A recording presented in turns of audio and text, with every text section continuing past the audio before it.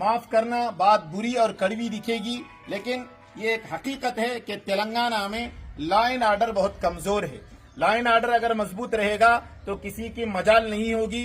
ایک معصوم لڑکی جو 10th کلاس میں پڑھنے والی ہے، ایک اپنے باپ کی محبت میں اس کو بچانے کی خاطر گئی اور اس دنیا سے رخصت ہو گئی۔ ظالموں نے معصوم لڑکی کو ہلاک کر دیا ہے۔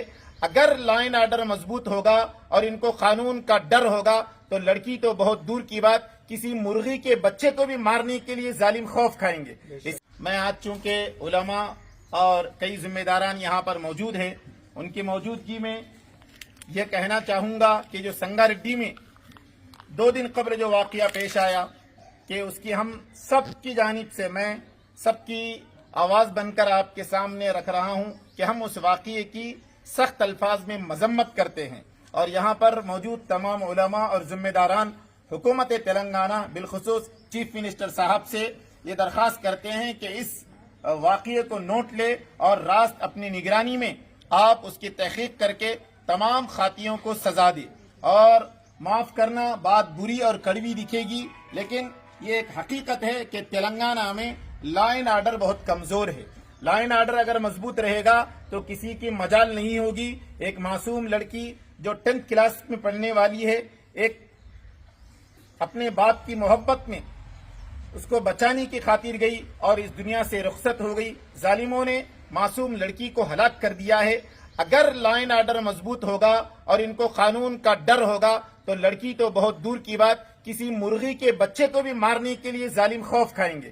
اس لیے ہم چیف منسٹر صاحب سے یہ کہنا چاہیں گے کہ اس کے اوپر توجہ دیجیے، اور جتنی اپوزیشن پارٹیاں ہیں، جتنی تمام پارٹیاں ہیں، سب کے سب اس کے اوپر مطالبہ کرے کہ صرف 1-2 خاطی کو نہیں بلکہ جتنے لوگ وہاں پر ہجوم میں تھے ان تمام کے اوپر قتل کا مقدمہ درج ہونا چاہیے، اور ان تمام کے اوپر سخت کارروائی ہونا چاہیے۔ ایسی کارروائی کہ آئندہ تلنگانہ میں کسی بھی لڑکی لڑکے معصوم کسی نہتے پر، نہ ہی مسلمان نہ ہی ہندو، کسی بھی انسان کے اوپر کوئی حملہ نہ کرے، کسی کی جان لیوا کسی پر حملہ نہ کرے اور کسی کی جان نہ لے۔ اس کے لیے لا اینڈ آرڈر مضبوط کرنا ضروری ہے۔ سی ایم صاحب اس طرح کے واقعات کو روکیے۔